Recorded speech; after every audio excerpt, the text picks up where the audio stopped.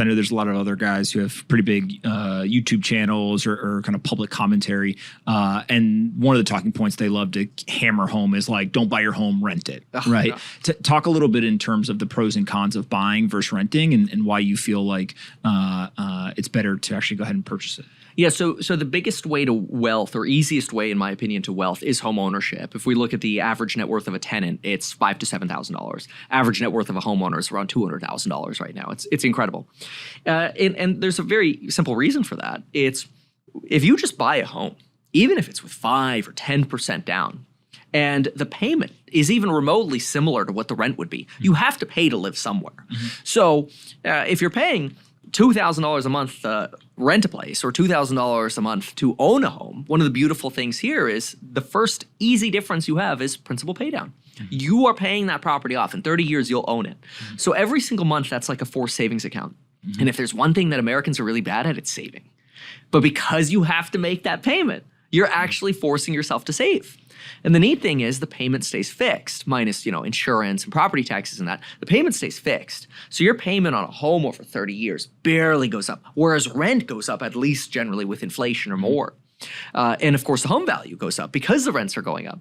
So your payment is staying the same for an asset that's actually growing in value, and you're avoiding the danger of having rent increases every single year. Now, I know people make this argument that, oh, but a home's not an investment. Yeah, it is a phenomenal investment. But you can definitely make it not an investment. See, where people go wrong is they go, oh, well, if I'm going to remodel my home, I may as well do the high-end kitchen and the high-end bathrooms and the Tesla solar roof. All those things are a ripoff. You should do the bare minimum. And we don't want to sound like a slumlord, but you want to do the bare minimum to make a house healthy, like health and safety standards, bring those standards up, and move-in ready, rental grade, maybe a little bit above rental grade. And it's something that you can live in, you can rent out, you can Airbnb, you have flexibility.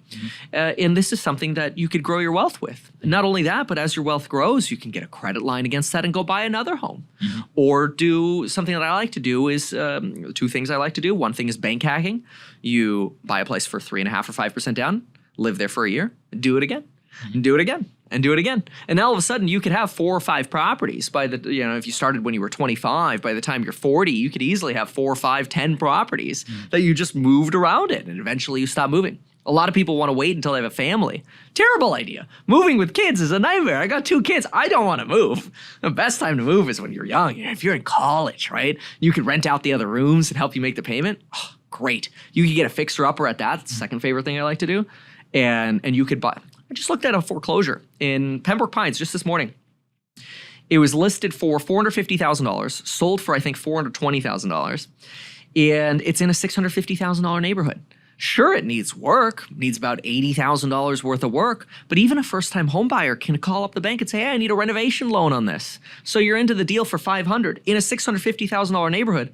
Your net worth just went up by $150,000. Like, where else can you do that if you're buying and you're getting into it for 5% down, which could be, $20,000 to $30,000, $40,000 of your own money? That's a huge move in your net worth. So real estate, you got to own it.